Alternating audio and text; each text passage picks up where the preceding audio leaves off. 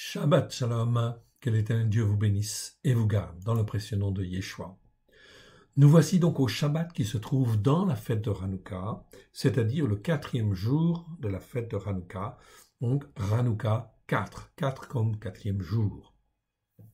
Nous sommes là donc dans le 9e mois, je vous le rappelle, comme vous le voyez dans le calendrier en fait ci-dessous, ci devant nous, Nous avions le 14 décembre en fait parlé au travers de l'introduction à Hanouka de Agé, chapitre 2, où l'on disait, en fin de compte, on le parlait, c'était une annonce prophétique du 24e jour du 9e mois. Considérez vos voies, considérez ce que vous avez dans votre cœur. C'est une introduction, en fin de compte, très intéressante, prophétique, à souhait, qui nous parle de ce que Dieu veut faire dans les temps qui viennent.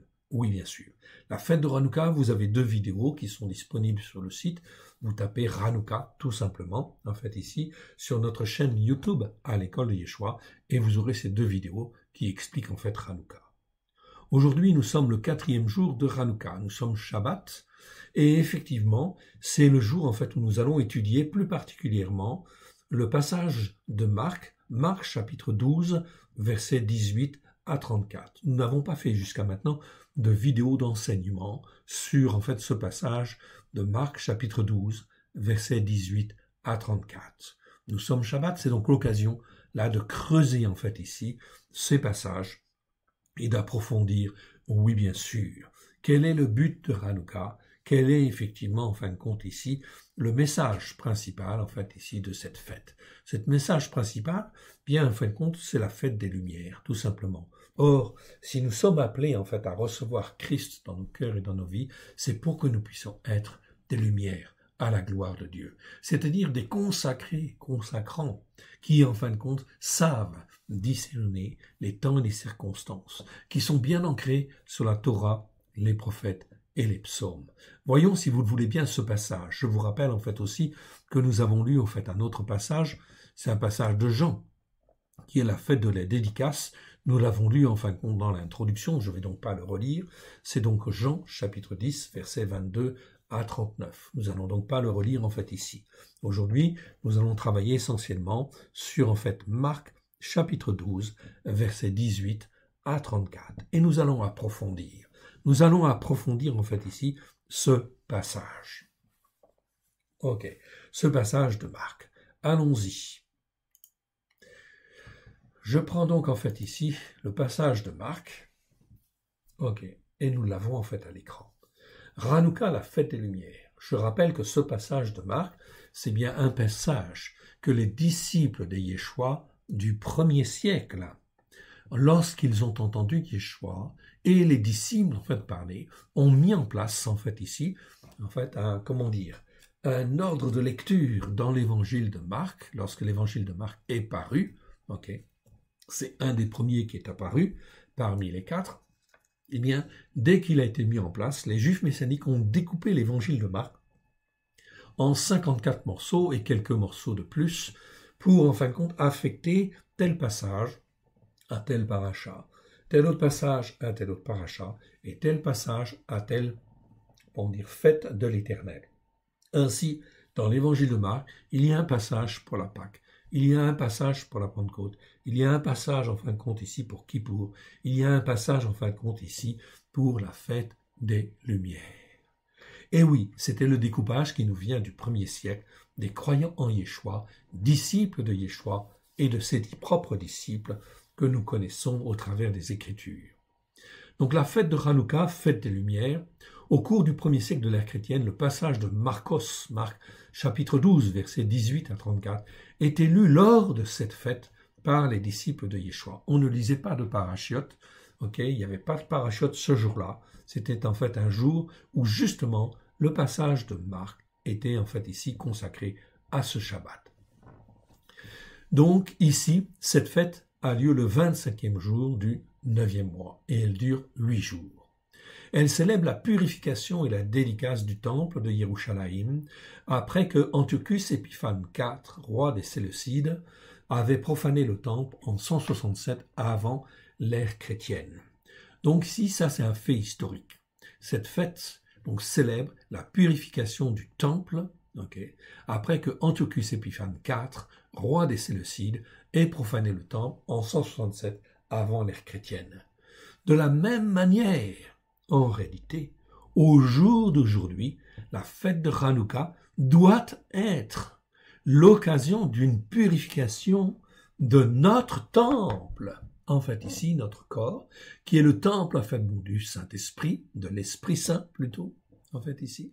Donc, c'est très important, afin de savoir s'il est bien ancré sur la Torah, les prophètes et les psaumes, si nous ne sommes pas sous l'influence, en fait, chrétienne catholique, ou sous l'influence chrétienne protestante, ou sous une influence chrétienne évangélique, mais nous sommes bien sous une influence chrétienne sanctifiée sur les racines hébraïques de la foi, c'est-à-dire sur la Torah, les prophètes et les psaumes, à la lumière de Yeshua. À ce moment-là, il est nécessaire de reconsacrer son temple au service de Dieu comme il convient. D'où l'intérêt prophétique et messianique de cette fête, oui bien sûr, puisqu'elle nous montre en fait ce qui a existé, c'est ce qui doit exister aujourd'hui. La fête de Hanouka est bien une fête qui célèbre notre consécration ou reconsécration au service de l'Éternel, indépendamment de toutes les fausses doctrines qui peuvent exister. Yeshua souligne en fait là dans ce passage notamment les propos des Tsadoukim, c'est-à-dire des Sadducéens, les propos des Pérushim, c'est-à-dire des pharisiens, et les propos des Sophrim, c'est-à-dire des scribes, qui viennent en réalité corrompre en fait le temple de Dieu. Voilà pourquoi il convient en fin de compte de se consacrer et de se purifier, oui bien sûr.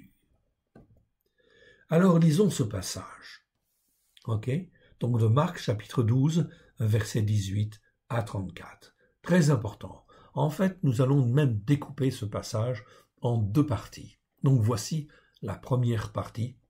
Ce sera en fin de compte, eh bien nous allons le voir tout simplement, en fait ici, Marc 12, versets 18 à 27. Ça, ce sera la première partie, en fait, ici, de cette consécration. Oui, parce qu'il y a beaucoup à dire. Et nous ferons certainement une autre partie, une deuxième partie, qui, en fin de compte, ira du verset 28 au verset, en fin de compte, ici, 34. Ce sera donc la deuxième partie. La première partie nous souligne, en fait, ici, l'importance des raisonnements qui égarent la compréhension spirituelle des choses d'Élohim. Et la deuxième partie, ce sera en fait ici comment il faut marcher dans tout ce contexte-là. Eh bien, on va parler de la bonne conscience et de l'implication personnelle dans le but d'accomplir les Écritures. On ne peut pas voir en fait ici tout cela en une seule vidéo si on veut faire les choses en profondeur. Voilà pourquoi vous aurez droit à 2 vidéos supplémentaires sur la fête de Hanouka. Aussi, n'essayez pas de tout voir d'un seul coup, prenez votre temps, la fête de Hanouka, elle dure 8 jours.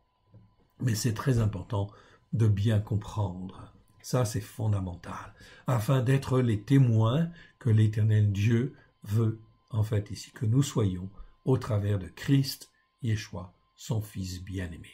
Et bien évidemment, il va falloir en fait ici se battre contre les fausses doctrines, oui bien sûr. Écoutons en fin de compte cette première partie. Les Tsadoukim, donc c'est les Sadducéens, je vous mets en fait le nom en fait en hébreu, parce que Tsadoukim, ça veut dire de Tsadok. C'est ceux qui étaient normalement justes, en fait, ici. C'était les Sadducéens. C'était, en fait, principalement ceux qui gardaient le temple, qui faisaient le service, en fait, dans le temple. C'était la famille de Tsadok, tout simplement, qui était dans le service du temple, en fait, ici, et qui maintenait certaines vérités, il est vrai, comme par exemple le calendrier messianique, le calendrier du roi David, le calendrier des gardes sacerdotales dans le temple, était toujours fait selon, effectivement, en fin de compte, les ordres donnés par David.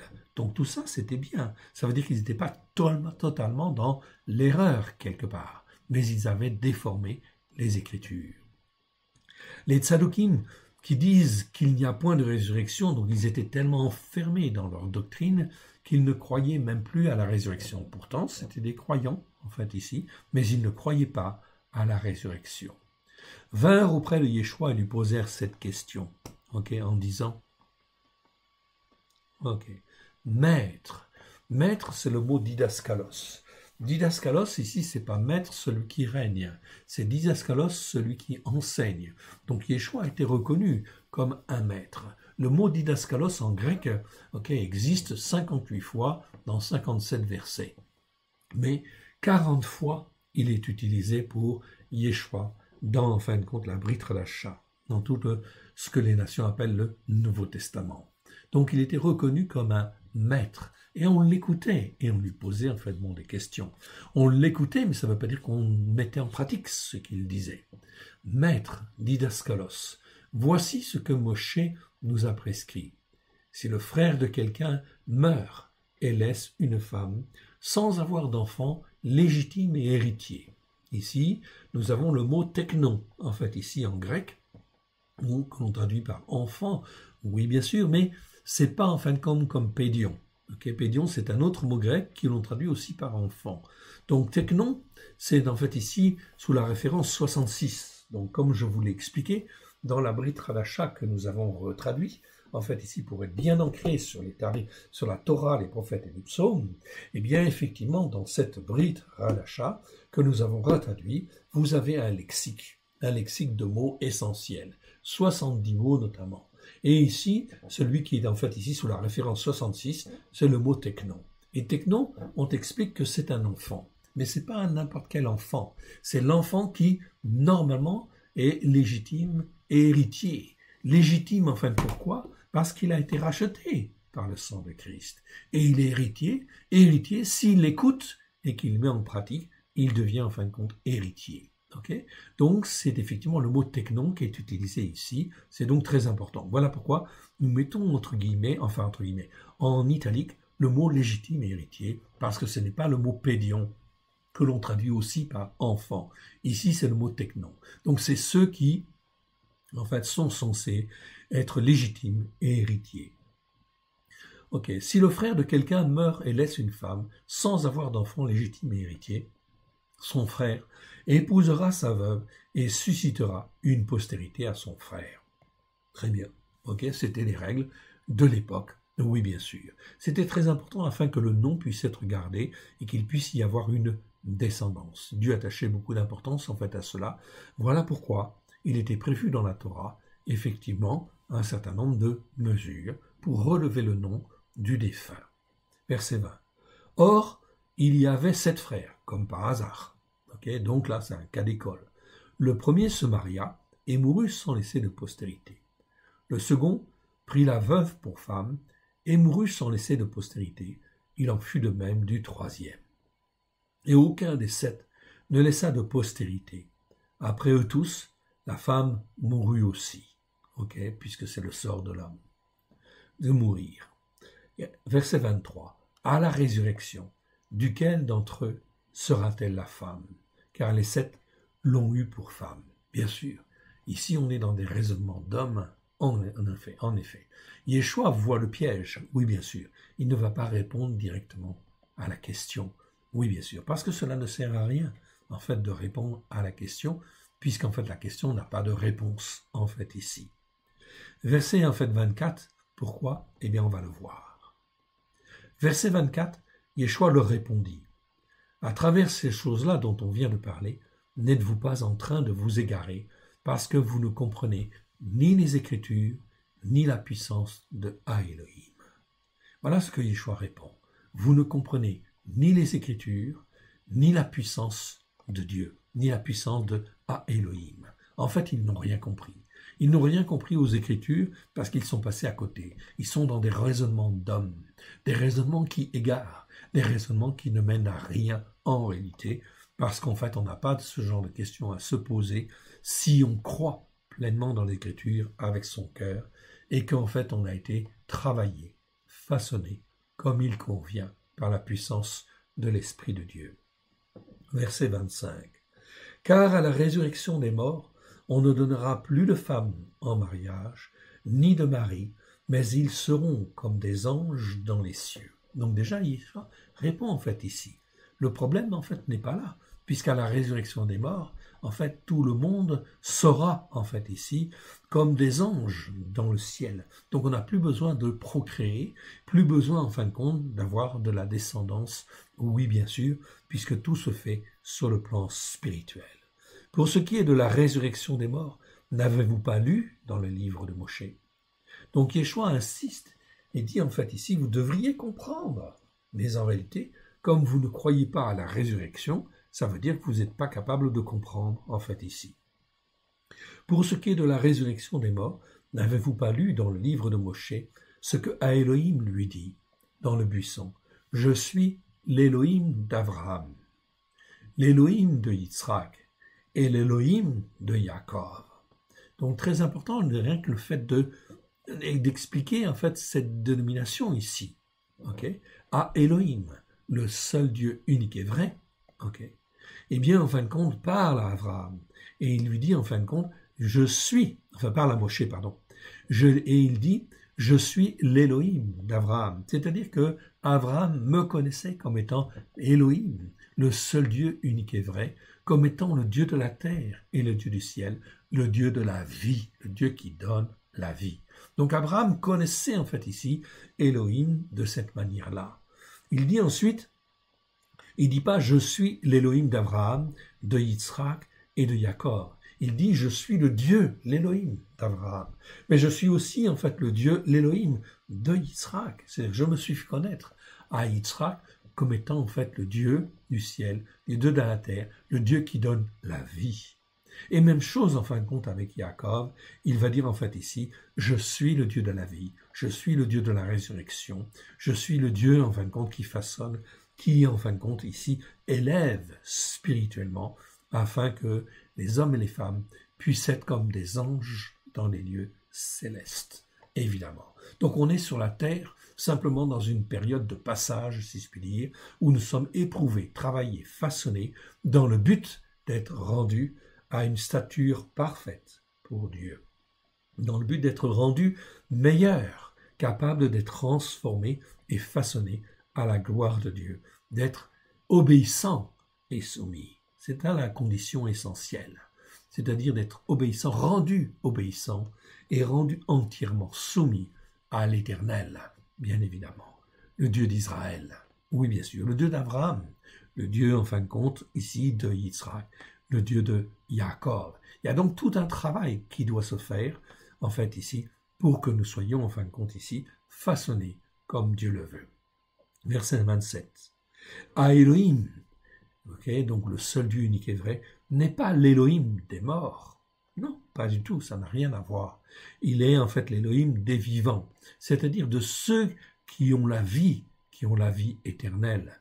On est là dans une dimension tout à fait, en fin de compte, qui n'a rien de terrestre, oui bien sûr. Il est Dieu des vivants, mais de Dieu de ceux qui ont la vie éternelle, qui sont avec Dieu et qui sont un avec le Père, un avec le Fils, un avec l'Esprit de sainteté. Vous êtes de beaucoup dans l'égarement. Voilà ce que dit en fait à ces Sadducéens. Vous êtes de beaucoup dans l'égarement. En fait ici. C'est-à-dire que vos raisonnements sont totalement à côté de la plaque, en réalité. On est là dans les raisonnements qui égarent la compréhension spirituelle des choses d'Élohim. C'est donc très important, en fait, ici, de bien comprendre ça, d'où la nécessité d'être enseigné, façonné, comme, en fin de compte, Dieu le veut. Et comment je peux être façonné, comment mon cœur peut-il être façonné s'il n'est pas instruit dans les commandements de Dieu, dans les lois de Dieu, dans tous ses préceptes, dans tout, en fin de compte, ce qu'il a donné dans sa Torah, dans ses prophètes et dans ses psaumes, mais principalement dans la Torah, car la Torah est spirituelle. Paulos va le dire, en fait, ici, la Torah, elle est spirituelle. C'est-à-dire que c'est elle qui nous rend spirituels, qui nous rend, en fait, à l'image, en fait, ici, de Dieu, d'être fils et fille de Dieu, de Elohim, au travers de Christ, qui nous a rachetés par son sang précieux. On va retrouver, en fin de compte, ici, dans ce passage, dans Matthieu, chapitre 22, versets 23 à 33. c'est pratiquement en fait la même parabole que celle qui est dans Marc que nous venons de lire en fait ici. Donc c'est très bien, cela est rappelé dans les différents évangiles, mais ce passage-là est un passage de consécration qui est élu en fait ici lors de la fête de Hanouka. Cela nous interpelle parce que cela veut dire que nous devons avoir des raisonnements en fin de compte ici qui soient conformes en fait au raisonnement de Dieu. Si je n'ai pas en fin de compte la même pensée de Dieu, si Dieu me donne la Torah, me donne les prophètes, me donne en fin de compte les écrits en fait complémentaires, eh bien c'est pour que je sois instruit et que je sois façonné pour que je puisse devenir un fils ou une fille de Dieu à la gloire de son saint nom. Et je ne peux pas être en fait formé correctement si je n'ai pas en fin de compte la Torah, les prophètes et les psaumes dans mon cœur et dans ma vie, avec grâce et vérité. Les passages en fait de Marc, chapitre 22, versets 23 à 33, nous parlent en fin de compte d'une parabole. Okay, cette parabole est très importante, bien évidemment. Voilà pourquoi en fin de compte aussi, et ça c'est extrêmement important, Yeshua va en fait ici, va comprendre que la compréhension des Écritures n'est pas dans le cœur en fin de compte de l'homme. Voilà pourquoi il va en parler. Matthieu chapitre 22, versets 23 à 33, nous parle en fin de compte ici de la parabole. C'est la même chose que dans Marc. On va le retrouver. Dans Luc, on va le lire tout simplement. Matthieu chapitre 22, verset 32 verset 23 à 33. Regardons en fait ici. Donc Marc chapitre 22, 33 à 33. Voyons.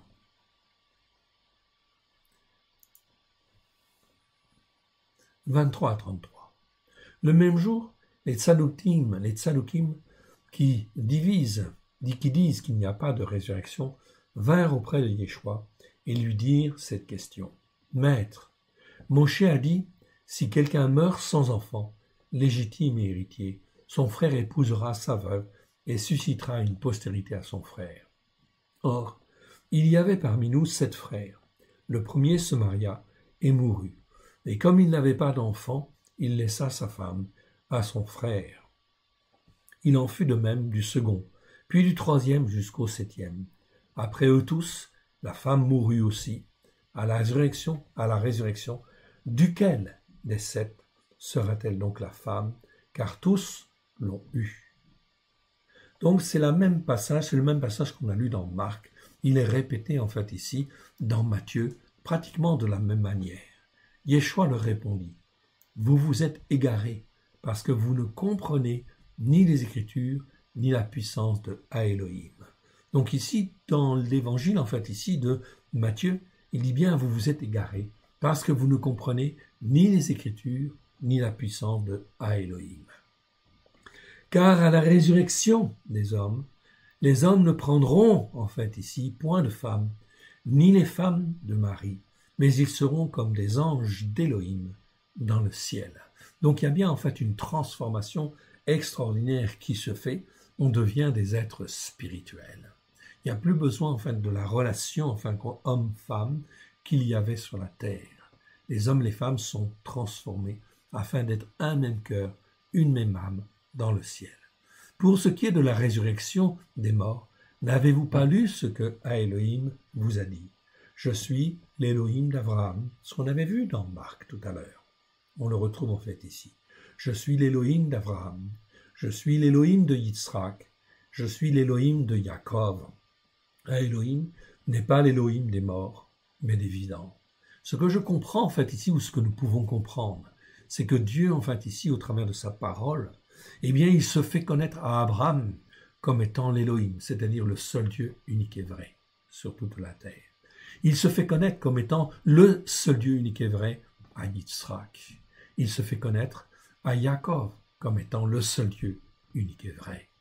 À Elohim, le seul Dieu unique et vrai, n'est pas l'Élohim des morts, mais des vivants, de ceux qui vivent, de ceux qui ont la vie éternelle. La foule qui écoutait fut frappée d'admiration de la doctrine de Yeshua. On est donc là dans quelque chose d'extraordinaire, en fait, ici, et de fondamental. Le but, c'est de nous transformer et de nous façonner comme Dieu le veut, pour que nous soyons entièrement dépendants de Dieu, de sa Torah, des prophètes et des psaumes, oui, bien sûr. C'est donc là, en fait, extrêmement important. Revenons donc à Marc, chapitre 12, okay, où nous étions, en fait, tout à l'heure, et revoyons, en fin de compte, ici, le passage, en fait, ici, qui nous concerne. Donc ici, Matthieu 22, versets 23 à 33, nous dit, en fait, pratiquement la même chose que Marc, en fait, ici.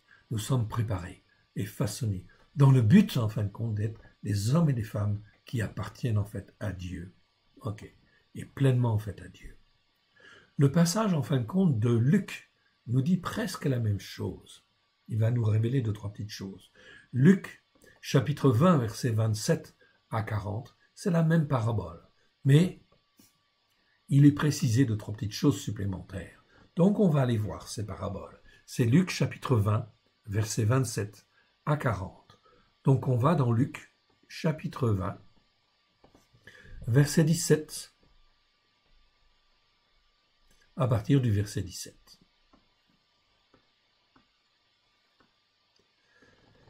Non, j'ai dû me tromper. Attendez. J'ai dû me tromper. Je vais revenir. Ok. 20. Voilà.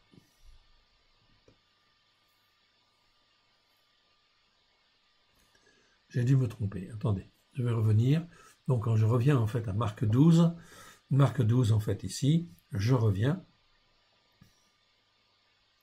Voilà. Et je vais, en fait, dans Luc, voilà. Luc chapitre 20, versets 27 à 40. Ok, 27 à 40. Donc, on va revenir. C'est chapitre 20, 27 à 40. Hein, 27 à 40. Donc, on va dans le 27. Voilà. Preuve de la résurrection. Quelques-uns des Tsadoukim qui, en fait, disent qu'il n'y a point de résurrection. Donc, les Tsadoukim, vous savez, principalement, il y avait les Tsadoukim, les Sadducéens, et il y avait les pharisiens, en fait, ici. Okay, les Pérouchim, et il y avait les scribes, troisième catégorie. C'était en fin de compte ici tout l'appareil en fait religieux de l'époque. Mais les Tsadoukim qui en fait ici gardaient le temple, faisaient le service dans le temple, c'était les Sadducéens, ne croyaient pas à la résurrection. C'est quand même un peu fort quelque part, mais c'était comme ça. Qui disent qu'il n'y a point de résurrection, s'approchèrent et posèrent à Yeshua cette question. Ok, Maître, voici ce que Moshe nous a prescrit.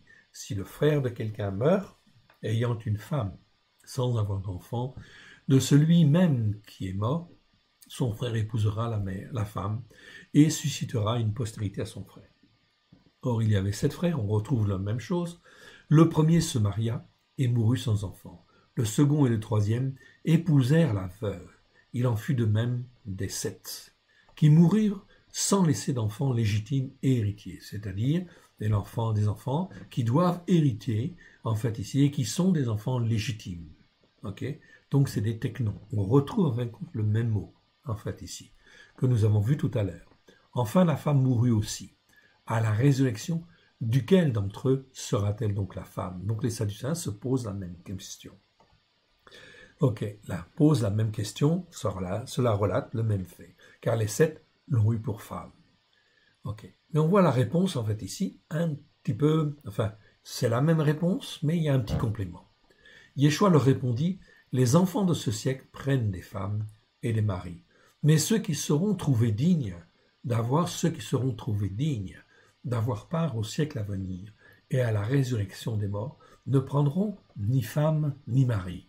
C'est-à-dire qu'en fait, quand nous sommes dans le règne de Dieu, eh bien, effectivement, il n'y a plus, en fin de compte, de mariage. Ça n'existe plus. On ne prend plus, en fin de compte, ici, de femme ni de mari.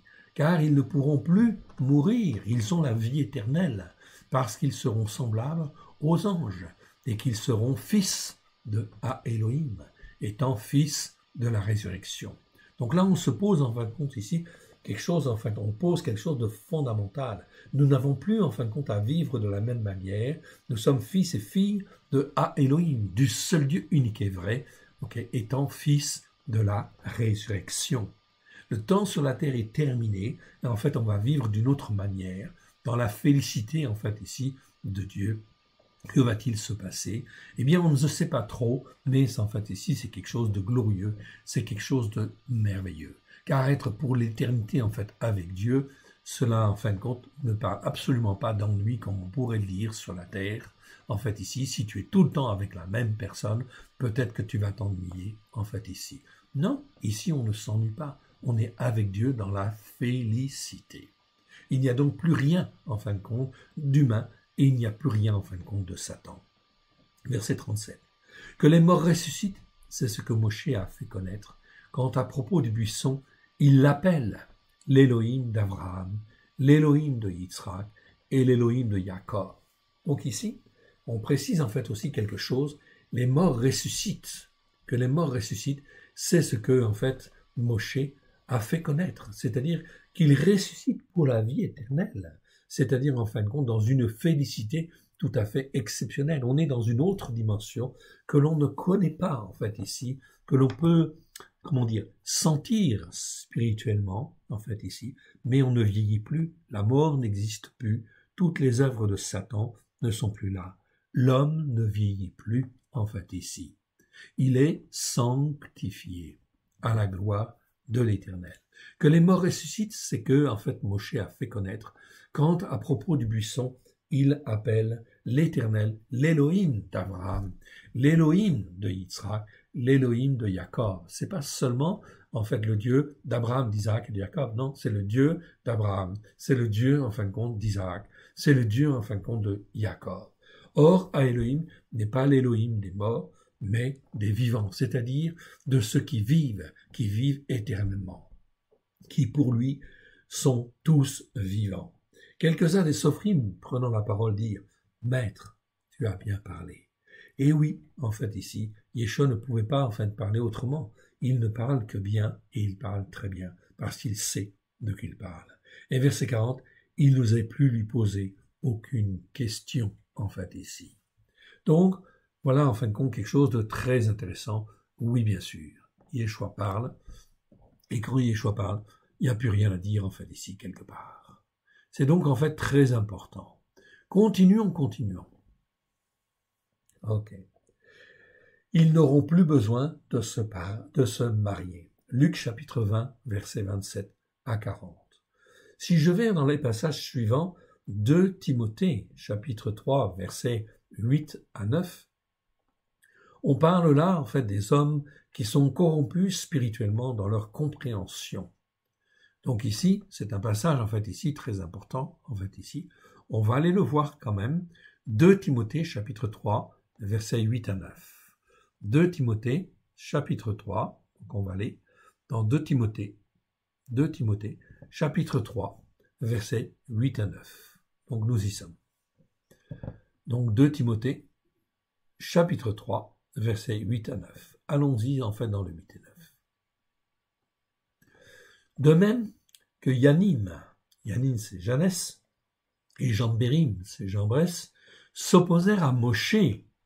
De même, ces hommes-là, dont on est en train de parler là, s'opposent à la vérité, ayant été entièrement corrompus spirituellement dans leur compréhension, non approuvée en ce qui concerne la foi. Très important. Ici, on touche le doigt en fin de compte à des choses très très importantes. Ici, on a le mot en fin de compte ici, compréhension. Compréhension, c'est le mot nous. C'est souvent traduit en fait aussi par pensée. Mais c'est pas très bien en fin de compte ici de le traduire simplement par pensée. C'est une forme de pensée. Nous, ça nous parle en fin de compte ici de la, de la compréhension. La manière dont on comprend en fait les choses. Ok? Cette nous, en fait ici, doit être travaillée. Vous la trouverez en fait ici dans la Torah accomplie. Si je vais en fin de compte ici, ok, la Torah accomplie. Si je vais en fin de compte, ok, dans l'index ici, vous trouverez en fin de compte ici le mot qui est sous la référence 44. 44. Ok. Eh bien, en fait, 44, j'ai le mot nous. C'est un mot qui existe en fait ici 24 fois dans 22 versets. Ok. Et en fait ici, ça nous parle bien sûr de la compréhension. C'est très important. Je vais même vous le montrer, en fait ici, pourquoi pas, en fait directement, en fait ici, à l'écran. C'est peut-être aussi bien. Donc à la fin du document, je vais en fin de compte ici dans le glossaire. Et dans le glossaire, je vais au numéro 44. 44, voilà, j'y arrive. Ok, on y arrive. Tout doucement, et on y arrive. Voilà, nous y sommes. Donc nomos, et puis en fait ici, le monus. Voilà. Le monus, vous l'avez en fait à l'écran. Le monus, le mot grec nous, c'est un mot qui existe 24 fois dans 22 versets. C'est un nom masculin en fait en grec. Alexandre, 1850, ce sont des très vieux dictionnaires grecs. Les nouveaux dictionnaires sont pas, comment dire, la plupart des dictionnaires grecs, sont pas très bons, car ils ont évolué avec l'esprit de ce monde. Donc la traduction, en fin de compte ici, n'est pas toujours, en fin de compte, pertinente. Voilà pourquoi c'est important de se référer à des dictionnaires qui soient meilleurs, si je puis dire. Donc parmi les moins corrompus, si je puis dire, ou les premiers dictionnaires, notamment en fait Alexandre 1850 et le Bailly 1901, soulignent l'entendement ou la faculté de compréhension dans son bon sens spirituel. C'est la compréhension sage et prudente des choses spirituelles, sachant qu'une âme perverse ne saurait être sensée, en fait, ici. Là, nous avons un troisième dictionnaire, Chassang, 1882. Donc, si vous faites des recherches dans la Brit Radasha, je vous conseille, fortement, de ne jamais utiliser les dictionnaires grecs, en fait, actuels, parce qu'ils sont tous empreints de l'esprit de ce monde et qu'ils sont déformés. Au fil du temps, ils sont déformés. Prenez en fait compte les anciens dictionnaires. Vous les trouverez. Ils sont disponibles sur Internet. L'Alexandre 1850, le Bailly 1901 et en fait ici le Chassang 1882. Ces trois dictionnaires sont des références. Oui, je ne dis pas qu'ils sont parfaits, non, mais ils sont moins corrompus en fait que les autres.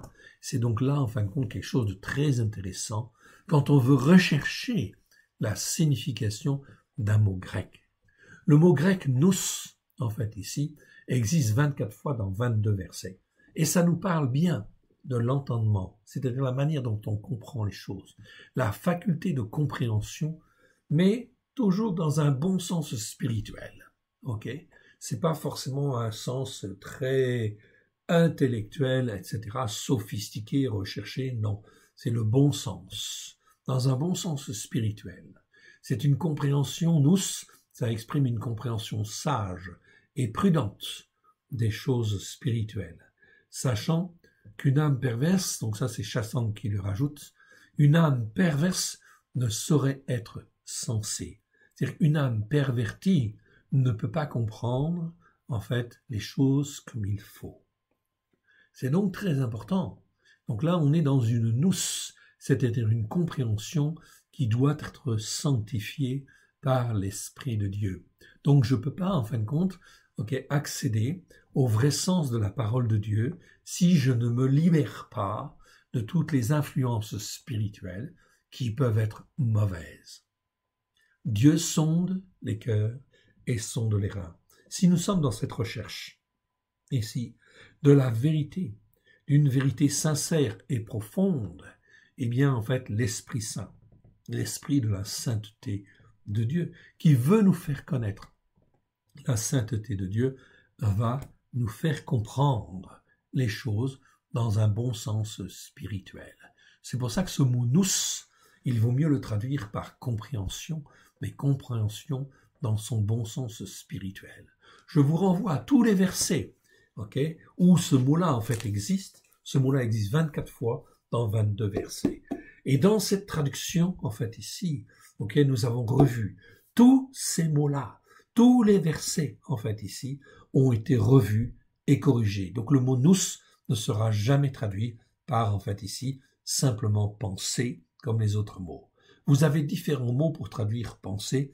Vous en avez au moins, en fait, 8 ou une petite dizaine, une dizaine de mots. si je traduis ces mots, en fin de compte, qui sont différents, si je les traduis toujours par le mot pensée ou quelque chose qui est proche, eh bien, en fin de compte, ça va créer quoi? Ça va créer dans ma tête et dans mon cœur de la confusion. Voilà pourquoi c'est très important d'avoir, en fin de compte, la bonne traduction d'un mot et d'avoir un bon sens, en fait, ici, le plus proche possible, en fait, ici, de ce que Dieu a voulu dire au travers de Christ Yeshua et de ses disciples au 1er siècle. Ici, le mot nous exprime, en fait, le plus haut pouvoir. Vous le voyez là. Okay. Ici, c'est très important. C'est le plus haut pouvoir de l'homme, okay, de l'âme. Okay. C'est le plus haut pouvoir de l'âme. Okay. C'est le plus haut pouvoir de l'âme capable de comprendre, en fait, les choses. Nous, c'est donc la compréhension. Vous avez, en fait, ici la capacité à comprendre, à réfléchir, c'est une chose. C'est le mot dianoia. Je vous donne un autre exemple. Dianoia qui est aussi traduit, en fait, par pensée. Cela entraîne donc la confusion, en fait, ici, dans l'interprétation des Écritures. Et toutes les traductions, je dis bien, mon frère, ma sœur, toutes les traductions que nous avons sont faussées, en fait, ici. Les traductions du Nouveau Testament sont faussées. Voilà pourquoi nous avons pris beaucoup de temps, en fait, ici, à retraduire, en fait, ici, le Nouveau Testament, la Brit Hadasha, dans une pensée le plus exacte possible, dans, en fin de compte, le grec ancien, et d'être afin d'être ainsi le plus proche de la pensée hébraïque de Yeshua et de ses disciples. D'où l'importance de cette traduction. Oui, bien sûr, nous n'avons fait que le Nouveau Testament pour le moment. En fait, ici, nous n'avons pas fait la Torah, les prophètes et les psaumes. Nous sommes dessus, mais cela prend beaucoup de temps. Mais ce qui est important, c'est de bien comprendre le sens profond des choses. Donc le mot nous exprime le plus haut pouvoir de l'âme, capable de comprendre en fait les choses. Une fois que la compréhension est là, que l'on a compris en fait dans la tête. Okay, donc aujourd'hui d'abord, on exerce la capacité à réfléchir. C'est dianoia. On le verra ce mot-là. Okay, dans le but de nous amener à une compréhension saine et spirituelle des choses. C'est le plus haut niveau du pouvoir, le plus haut pouvoir de l'âme capable de comprendre en fait les choses. Une fois que la compréhension est là, parce qu'on a lu, parce qu'on a relu, parce qu'on a médité, parce qu'on s'est laissé guider par l'Esprit de Dieu, une fois que la compréhension est là, la transformation des âmes par la puissance de l'Esprit Saint dans le projet de Dieu peut s'opérer. C'est donc là quelque chose de très très important, fondamental. Regardez bien en fait ici, une fois que la compréhension est là, la transformation des âmes par la puissance de l'Esprit Saint dans le projet d'Élohim peut s'opérer. Voilà pourquoi nous sommes souvent dans une connaissance superficielle de ce que Dieu veut faire, parce que les traductions que nous avons sont en fin de compte très limitées et sont très pauvres. Une fois que la compréhension spirituelle des choses est là, la transformation des âmes, eh bien, en fin de compte, par la puissance du Saint-Esprit et ma volonté, en fait, ici, la volonté de chacun, je peux vouloir tendre, justement, à, en fait, ici, cette réalisation, en fait, là, à tendre vers cette compréhension-là. Et là, la puissance du Saint-Esprit est là. Systématiquement, l'Esprit de Dieu va nous transformer et nous façonner. C'est pas peut-être, non. Une fois que j'ai compris, l'Esprit de Dieu est toujours là pour nous façonner, pour nous faire avancer et nous faire grandir. Parce que l'un des buts de l'Esprit de Dieu est de nous façonner, de nous faire de nous des hommes et des femmes qui soient matures, qui soient dans la stature parfaite de Christ à la gloire de l'Éternel. Et pour ça, il convient de prendre en fait le bon chemin, c'est-à-dire d'être dans une compréhension qui soit en fin de compte meilleure que celle que nous avons. Le mot grec nous inclut toutes les facultés de perception de l'âme et est à même de déceler tout manque de jugement ou de détermination. Donc cette nous, c'est-à-dire cette compréhension, c'est en fait, elle inclut toutes les facultés de perception de l'âme et est à même de déceler tout manque de jugement et de détermination, c'est-à-dire que je peux en fin de compte manquer de quelque chose. Eh bien, en fait, cette compréhension, cette nous, va me permettre de comprendre que je suis en manque. Il y a quelque chose que je ne comprends pas bien. Alors, le Saint-Esprit va y remédier. Mais pour cela, il faut que je lise les Écritures, que je me nourrisse, oui bien sûr, de la parole de Dieu, et l'Esprit de Dieu va nous former et va nous façonner. Car c'est la volonté de Dieu que de nous transformer à l'image de Christ, à la gloire de son Saint-Nom.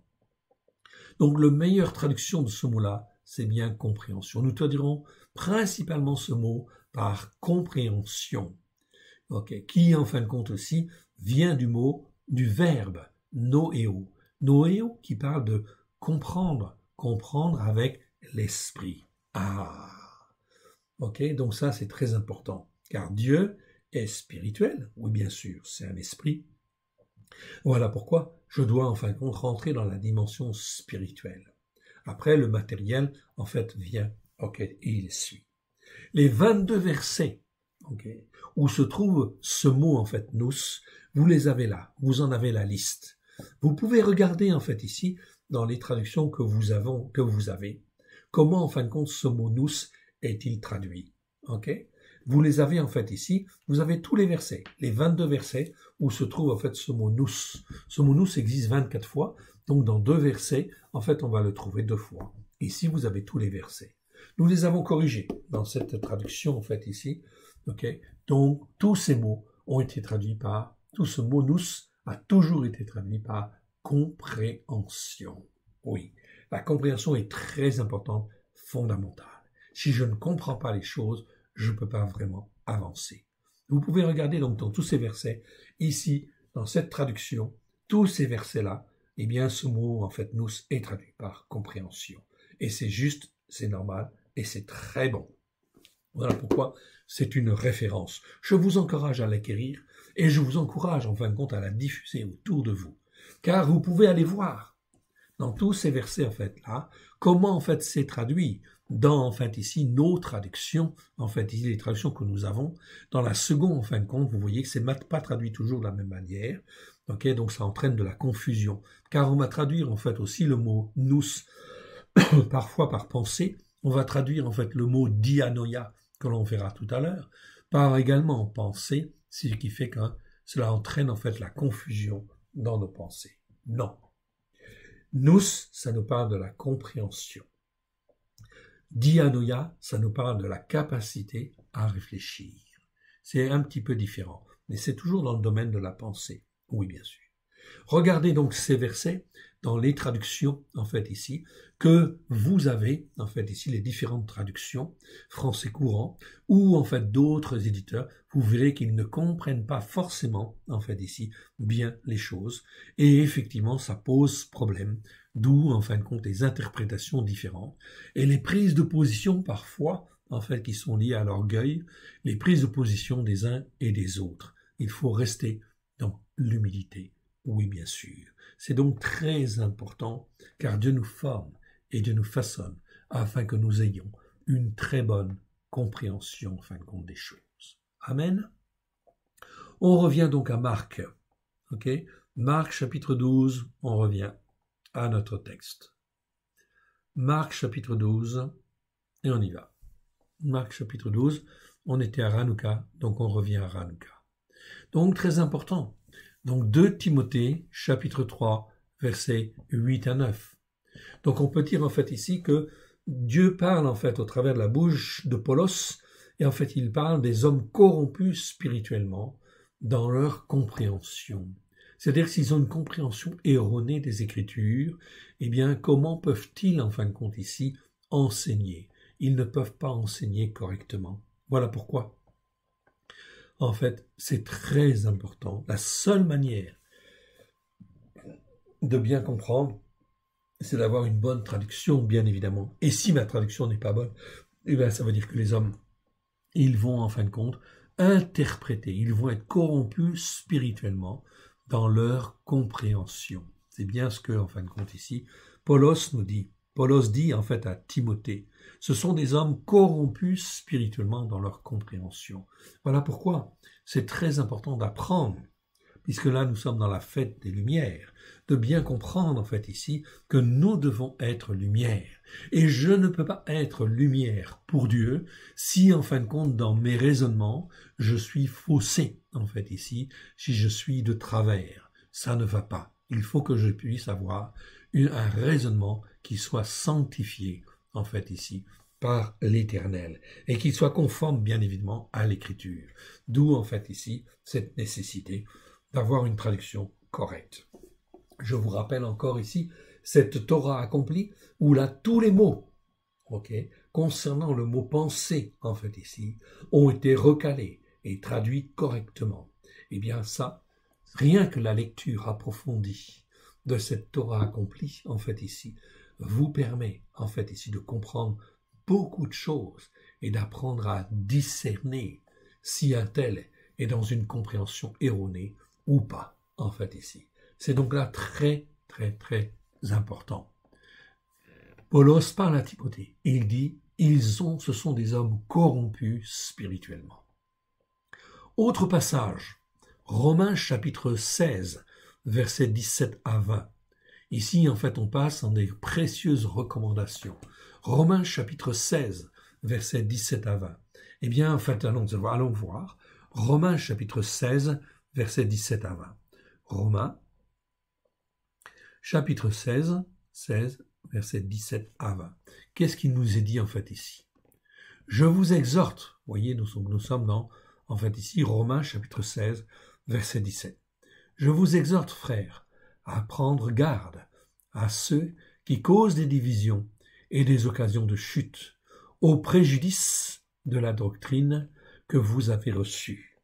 Ici, en fait, 19, vous avez en fait ici une référence, c'est le mot didaskalia. Ça nous parle de la doctrine que Dieu, en fait, ici nous donne au travers de Christ Yeshua. Donc, il n'y a pas 36 doctrines. Il y a une doctrine, simplement, qui nous est révélée au travers de Christ Yeshua. Et en fait, ici, dans ce mot, en fait, ici, doctrine 19, didaskalia, vous pouvez aller voir dans le lexique que nous avons fait, en fait, ici. Vous aurez tous les versets où se trouve, en fait, le mot doctrine. Et en fin de compte, ce n'a pas été traduit comme il faut non plus, en fait, ici. Voilà pourquoi c'est extrêmement important d'avoir une traduction qui soit, en fait, correcte, sanctifiée. Au préjudice de la doctrine que vous avez reçue, le message qui était donné, en fait, par Yeshua et ses disciples au 1er siècle était vraiment très clair. Très clair. Donc, Romains, en fait, ici, Paulos parle aux Romains.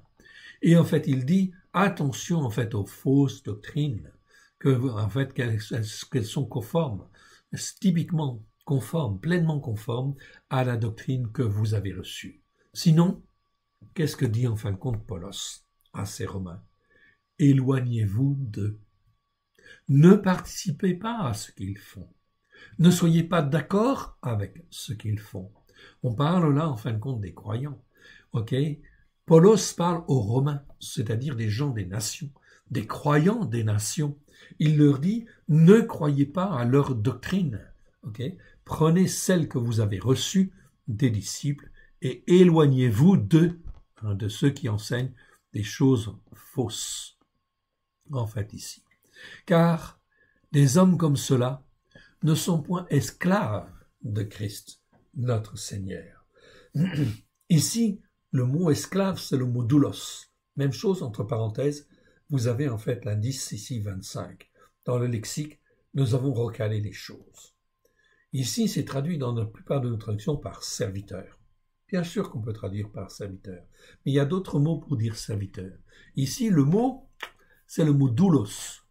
Doulos en grec, ça nous parle en fait d'être esclave. C'est-à-dire pas seulement un serviteur, mais en fait d'être un esclave. Un esclave, qu'est-ce qu'il fait? Eh bien, en fin de compte, il se soumet et il obéit. Voilà pourquoi Dieu nous demande, je dis bien Dieu nous demande, d'être esclave de Christ. C'est-à-dire, en fin de compte, d'être entièrement soumis et entièrement dépendant de Christ. C'est extrêmement important, parce que c'est la seule manière de pouvoir être un avec le Christ de Dieu, avec le Christ notre Seigneur, le Christ que Dieu nous a donné. Ok, ça c'est extrêmement important. Donc on ne parle pas d'être simplement serviteur et je fais ce que je veux. Non, je suis esclave, c'est-à-dire je dépends entièrement de sa parole et je fais ce qu'il me dit. Regardez ce que Yeshua faisait. Il ne faisait rien sans que le Père en fait ne lui montre. C'est donc extrêmement important d'apprendre à être un esclave, mais un esclave intelligent, pas un esclave qui est enchaîné et qu'on fouette, non, un esclave qui est vraiment un serviteur, serviteur soumis et obéissant. Donc chaque fois qu'on va trouver le mot doulos dans en fait la Brit Hadasha, chaque fois on ne le traduira pas par serviteur, parce qu'il y a d'autres mots pour dire serviteur, mais on le traduira par esclave, esclave de Christ. Mon frère, ma sœur, si tu n'es pas esclave de Christ, si tu n'apprends pas à être esclave de Christ, tu seras esclave d'autre chose, et ça, c'est pas bon. Okay. Donc il n'y a pas 36 solutions. Est-ce qu'en fin de compte, je dois être serviteur et faire ce que je veux? Non. Si je suis en fin de compte serviteur de Christ, je fais en fin de compte serviteur de Christ, je suis comme un esclave, c'est-à-dire je suis obéissant et je suis soumis à mon maître. Et si Christ fait le Shabbat, si Christ fait les fêtes de l'Éternel, j'apprends à faire les fêtes de l'Éternel et j'apprends à faire le Shabbat, bien évidemment. Car des hommes comme ceux-là, donc on parle en fait ici des hommes corrompus dans leur compréhension, car des hommes comme ceux-là ne sont point esclaves de Christ notre Seigneur, mais de leur propre ventre, et par des paroles douces et flatteuses, ils séduisent les cœurs des innocents, de ceux qui ne savent pas. Pour vous, votre soumission, vous voyez là, donc on parle bien de soumission, pour vous, votre soumission est connue de tous. Soumission à Dieu, soumission à la parole de Dieu, soumission en fait à Christ. Pour vous, votre soumission est connue de tous. Donc là, je rappelle, Paulos est en train de parler aux Romains, donc à des gens des nations, qui en fin de compte se sont rendus soumis et se sont rendus obéissants. Bien sûr, parmi eux, il y avait aussi des Juifs, mais la plupart ici sont en fait des nations.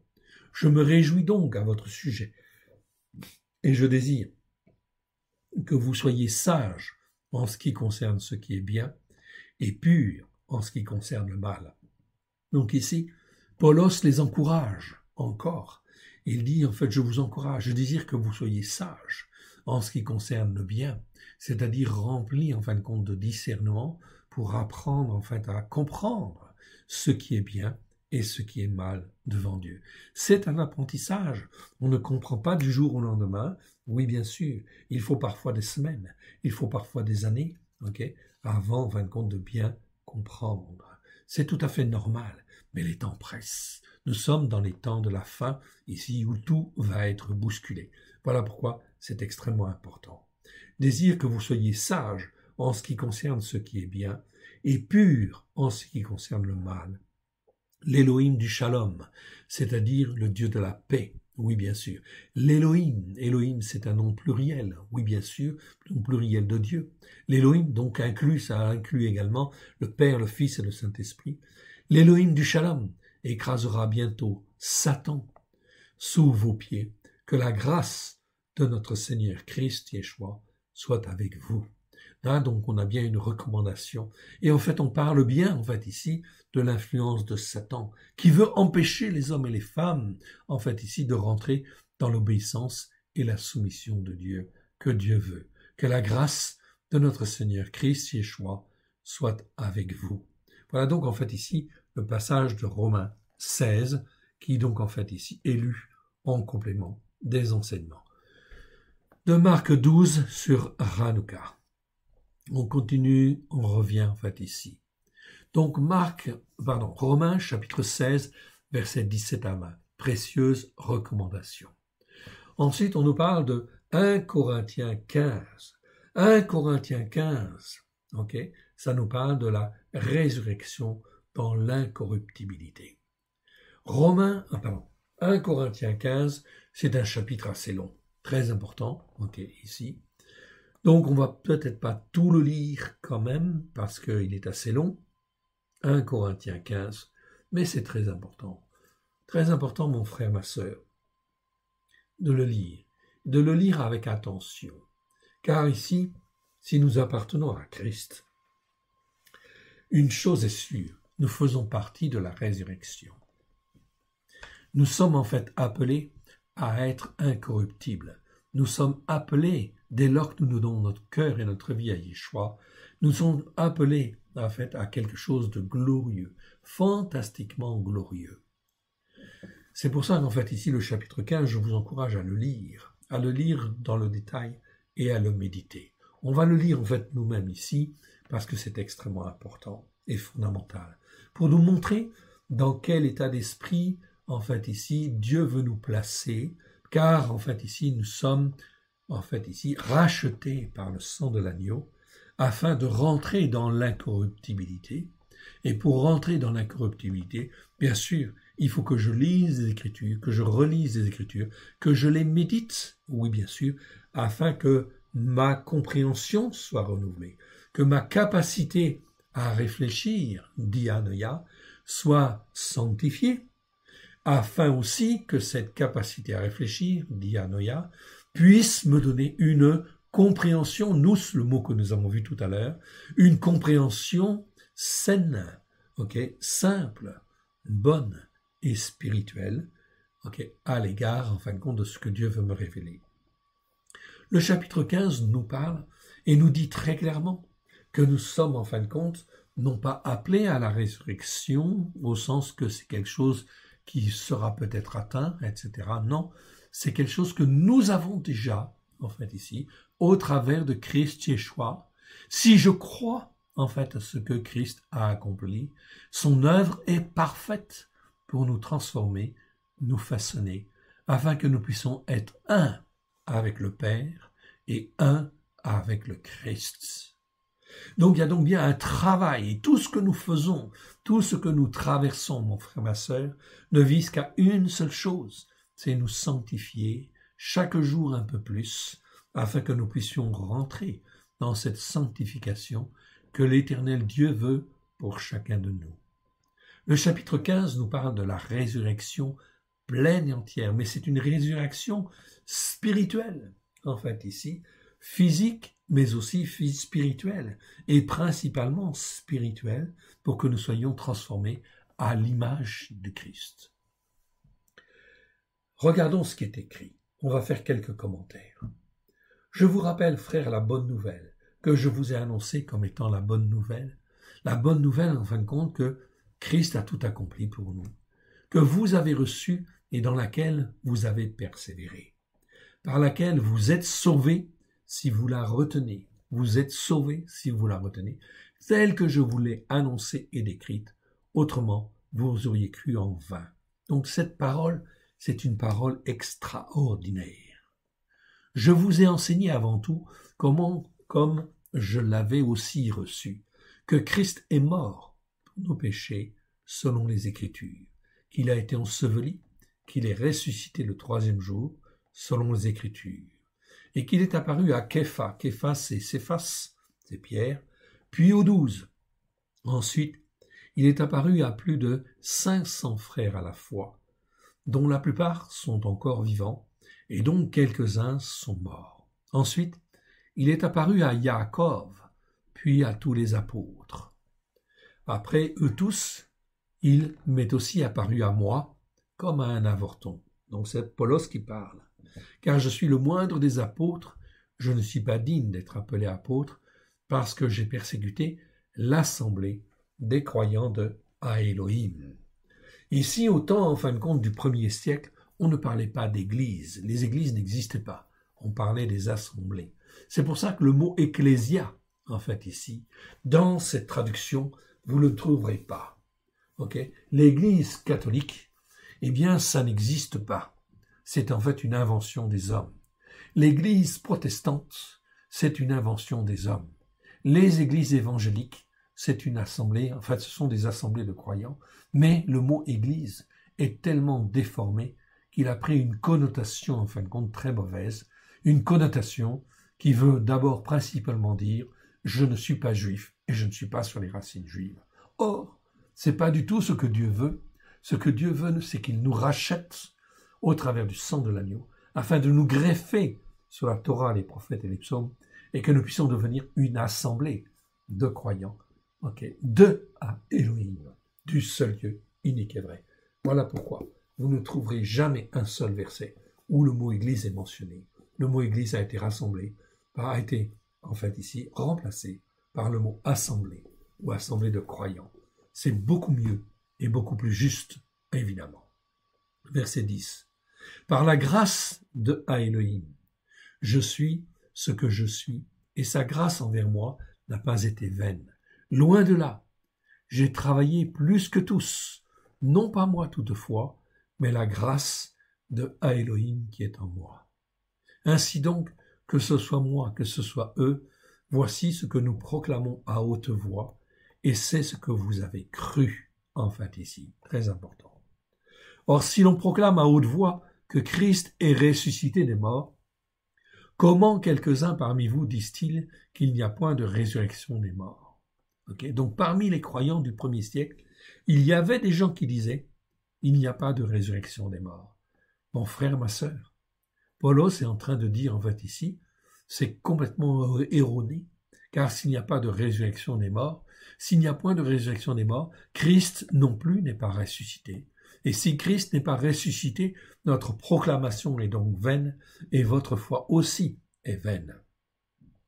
Il se trouve même que nous sommes de faux témoins à l'égard d'Élohim, puisque nous avons témoigné contre Élohim qu'il a ressuscité le Christ, tandis qu'il ne l'aurait pas ressuscité si les morts ne ressuscitent point.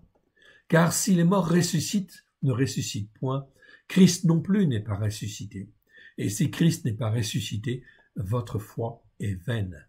Vous êtes encore dans vos péchés.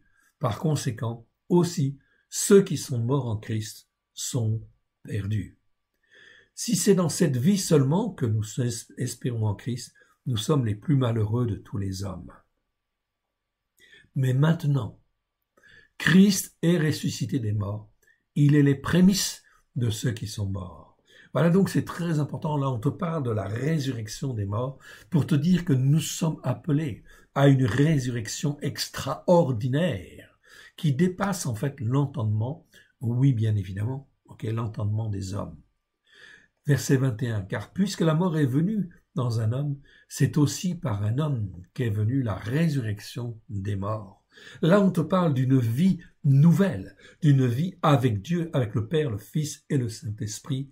On te parle de la puissance de la résurrection que tu dois en fait mettre dans ta tête et qu'elle descende dans ton cœur et dans ton âme afin de comprendre que nous n'avons rien en fait ici à attendre de cette terre, que toutes les choses que nous pouvons avoir sur cette terre sont en fin de compte de pâles récompenses en fait ici par rapport à ce qui va se passer, qui va être glorieux, sans commune mesure. Voilà pourquoi ce passage en fait de 1 Corinthiens chapitre 15 est très important parce qu'il nous instruit, il nous parle de la résurrection et de cette puissance en fait ici glorieuse de la gloire de Dieu dans nos cœurs et dans nos vies. Car puisque la mort est venue par un homme, c'est aussi par un homme qu'est venue la résurrection des morts. Voilà pourquoi Yeshua est le premier Adam, en fait, ici. Et l'Adam qui nous a été donné. Et comme tous meurent en Adam, c'est comme dans la condition d'homme physique, de même aussi tous seront revivifiés dans le Christ. Même chose avec le mot, en fait, ici, revivifié, c'est qu'ils recevront à nouveau, en fait, la vie, en fait, très important, dans le Christ, en fait, ici. Mais chacun en son rang. Donc là, on parle d'obéissance et de discipline, oui, et de soumission, bien évidemment. Mais chacun en son rang. Christ comme prémisse, oui, il est les prémices de la vie. Puis, ceux qui appartiennent à Christ lors de son avènement. Car lors de son avènement, que nous verrons de notre vivant, moi je l'ai reçu en fait aussi, je sais que je verrai l'avènement du Christ de mon vivant, en fait ici. C'est une parole que j'ai reçue.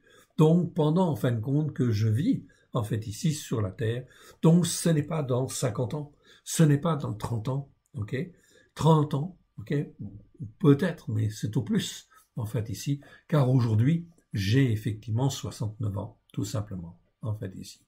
Donc, je sais que je verrai cette résurrection. Et ce sera quelque chose, en fait, d'absolument glorieux.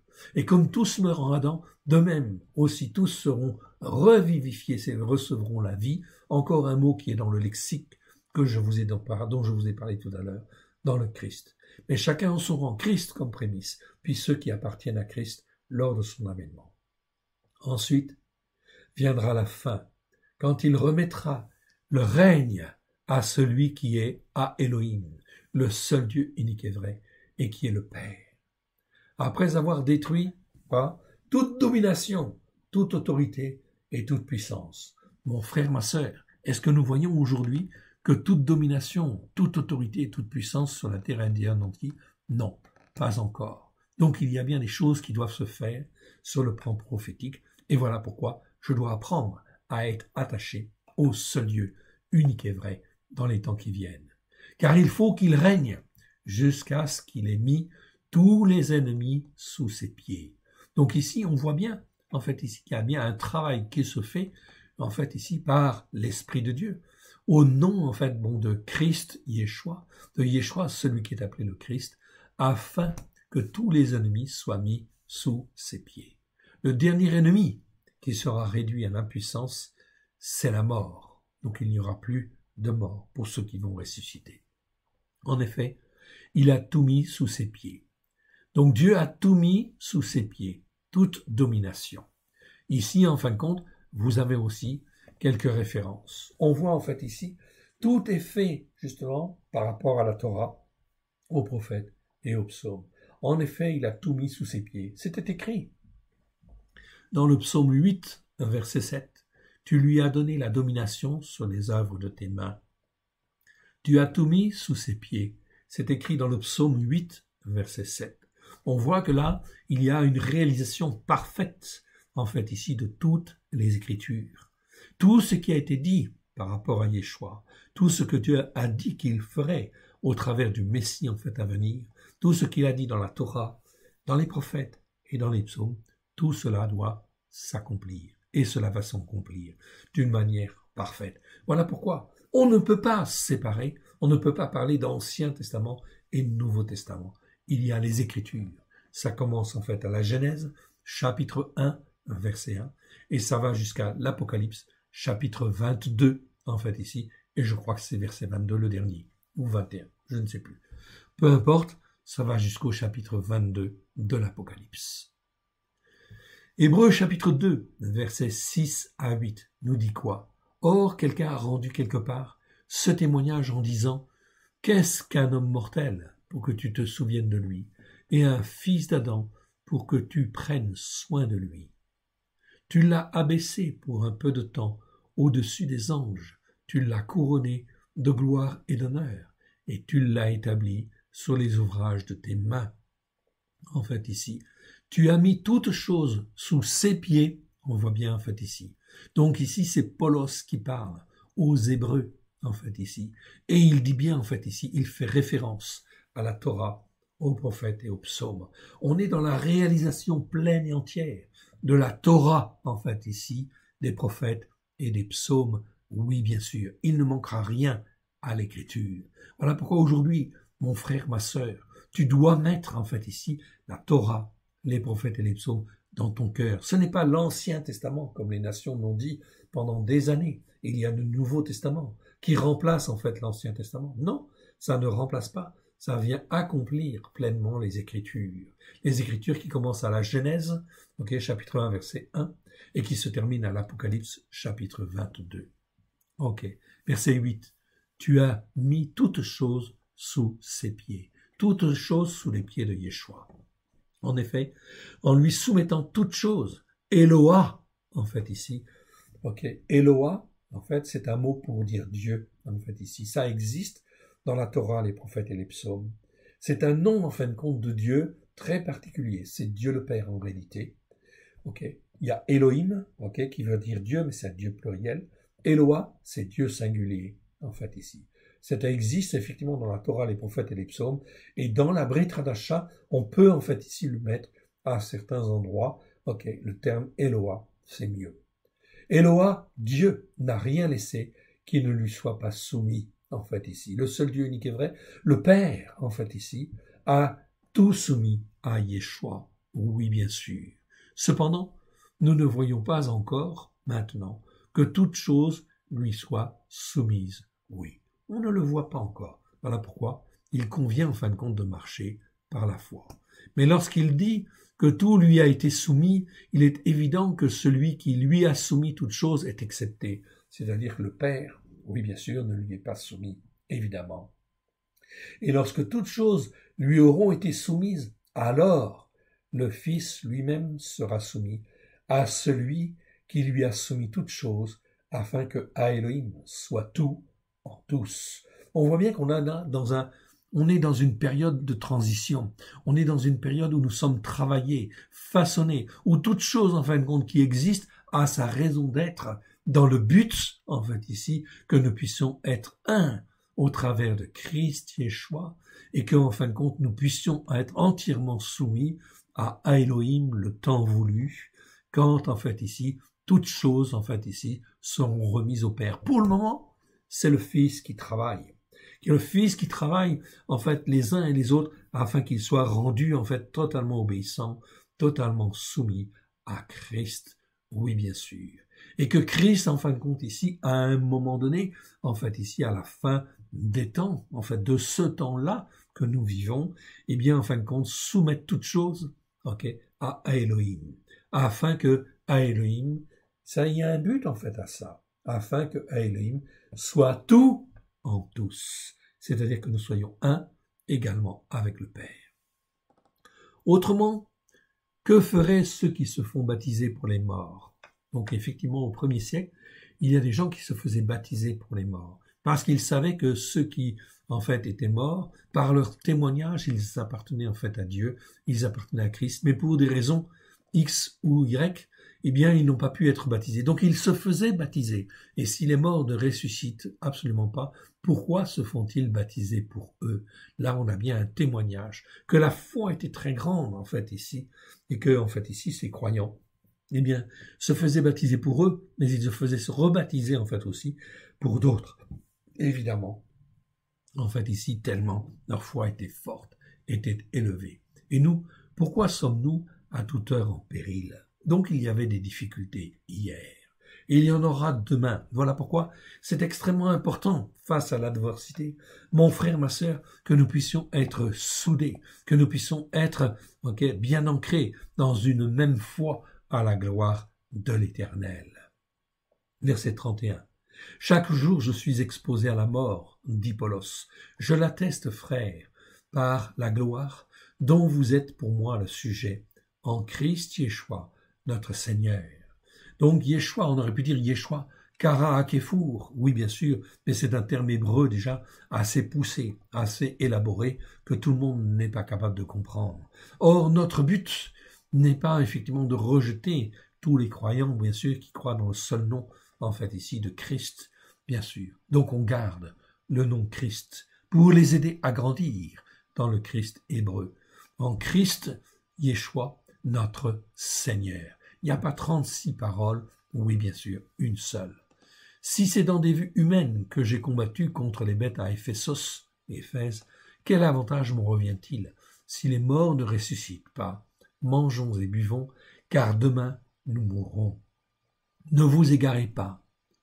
Les mauvaises compagnies corrompent les bonnes et douces mœurs. Ou les bonnes mœurs, en fait, ici. Très bien aussi. Donc les mauvaises compagnies corrompent les bonnes mœurs, ou les bonnes et douces mœurs. Ok. Proverbe 13:20 nous dit « Celui qui fréquente les sages devient sage, mais celui qui se plaît avec les insensés s'en trouve mal, car il est corrompu, il se laisse corrompre. » Voilà pourquoi c'est très important dans les temps qui viennent de savoir avec qui nous sommes, avec qui nous pactisons. Nous pouvons aider, nous pouvons témoigner, oui bien sûr, mais il ne faut pas en fin de compte faire être un même cœur, une même âme, avec effectivement ceux qui sont en fait corrompus en fait, bon d'entendement. C'est donc très important de bien comprendre, en fait, ces choses-là. Ok. Revenez à vous-même, comme il est convenable, et ne péchez point, car quelques-uns sont dans la méconnaissance d'Élohim. Je le dis à votre honte. Même aujourd'hui, parmi le monde des croyants, il n'y en a pas beaucoup qui sont sur la Torah, les prophètes et les psaumes. Mais beaucoup de choses vont changer. Faisons confiance à l'Éternel. Ce qui est très important, c'est de retrouver en fait un christianisme sanctifié, un christianisme tel qu'il était au 1er siècle, sur les racines hébraïques de la foi, à la gloire de l'Éternel. Verset 35. Mais quelqu'un dira, comment les morts ressuscitent-ils, et avec quel corps reviennent-ils? Insensé. Ce que tu sèmes ne reprend point vie s'il ne meurt.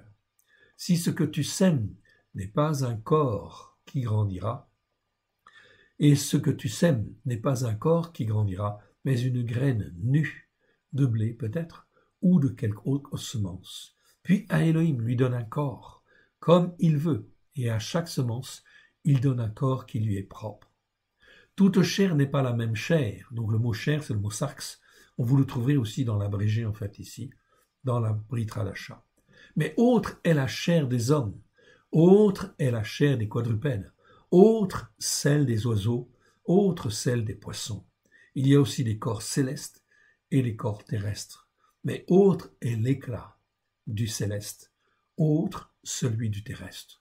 On est en train de te dire qu'il y a quelque chose d'extraordinairement glorieux en fait ici à venir, okay, que tu vas recevoir et dans lequel tu vas être, mon frère, ma sœur, à la gloire de l'Éternel. Verset 41. Autre est l'éclat du soleil, autre l'éclat de la lune, et autre l'éclat des étoiles. Même une étoile diffère en éclat d'une autre étoile. Ainsi en est-il de la résurrection des morts. Le corps est semé dans la corruption, il ressuscite dans l'incorruptibilité. Donc là, on est en train de te dire que tu vas devenir incorruptible. C'est donc là, quelque chose d'absolument glorieux, de merveilleux. Verset 43. Il est semé méprisable, il ressuscite glorieux. Il est dans la faiblesse, il ressuscite dans la puissance. Il est semé corps gouverné par l'âme, et c'est le mot âme, le mot âme. En fait, ici, vous le trouverez, c'est psyché. En fait, ici, il est semé corps gouverné par l'âme, 57. C'est le mot psyché. Okay. Nefesh, en fait, en hébreu. Il ressuscite corps spirituel. Okay. Donc là, on a cette notion de spirituel, 51. Ces mots-là sont détaillés, en fait, également dans l'abrégé, en fait, que vous avez à la fin de cette Torah accomplie. Le but, c'est que la Torah soit accomplie dans nos cœurs et dans nos vies, avec grâce et vérité. S'il y a un corps gouverné par l'âme, il y a aussi un corps spirituel. C'est pourquoi il est écrit le premier Adam, ici, devint une âme vivante. On va trouver, en fin de compte, ces mots-là, en fait, ici, dans Genèse chapitre 2, verset 7. Vous pouvez aller voir, en fait, ici. Okay. L'Éternel, Elohim, forma le Adam. C'est même écrit littéralement le Adam. Ah, Adam. C'est pas Adam tout court. C'est pas format Adam. C'est le Adam, c'est-à-dire l'homme terrestre de la poussière de la terre. Il souffla dans ses narines un souffle, Neshama, pour donner la vie. Et le Adam, Adam, devint une âme vivante, okay, ou qui a la vie, en fait, ici, qui a la vie, une âme vivante, Nefesh Raya. Le dernier Adam, okay, c'est-à-dire celui qui est au travers de Christ et qui a donné son cœur, sa vie, et qui a reçu, en fait, l'Esprit de Dieu, est devenu un esprit vivifiant, on peut dire. Mais en réalité, ça veut dire qui produit la vie, qui donne la vie. Okay. C'est le mot, en fait, c'est référencé 70, en fait, ici dans l'abrégé. Vous pourrez donc le voir. Un esprit qui produit la vie. Okay. Donc Dieu veut nous transformer, nous façonner à l'image de Christ, afin que nous puissions, en fait, produire la vie, donner la vie, en fait, ici, à la gloire de l'Éternel. Mais ce qui est spirituel, 51, pneumatikos, n'est pas le premier, encore un autre mot que vous trouverez en fin de compte ici dans le dictionnaire, dans le petit abrégé que nous avons fait dans la nouvelle traduction. C'est ce qui est gouverné par l'âme, psychikos, ici, donc ici 57, ce n'est c'est ce qui est gouverné par l'âme. Mais ce qui est spirituel n'est pas le premier, c'est ce qui est gouverné par l'âme.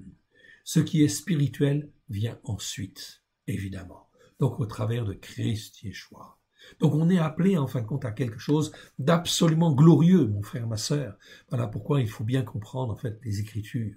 Tu ne sais pas en fin de compte ce qui va venir, mais en réalité c'est quelque chose d'absolument glorieux. Le premier homme tiré de la terre est terrestre. Le second homme, qui est le Seigneur, est du ciel. Qui est le Seigneur? Ça n'existe pas dans la plupart des traductions, c'est pour ça qu'il est en gras. Vous le trouvez dans le texte reçu, TR, c'est-à-dire dans les textes, dans les traductions de la David Martin, ou la traduction en fait Osterwald, en fait encore, vous trouverez en fin de compte ces mots-là. Mais la plupart de nos traductions ne sont pas en fin de compte sur les textes grecs du XVIIe siècle, mais sur les textes grecs du XIXe siècle, donc ils sont déformés. La corruption des hommes a déjà en fin de compte touché les textes. Voilà pourquoi il convient de revenir à ce qui est essentiel. Ainsi qu'est le terrestre, tels sont aussi ceux-là même qui sont terrestres. Donc ce qui est terrestre restera terrestre.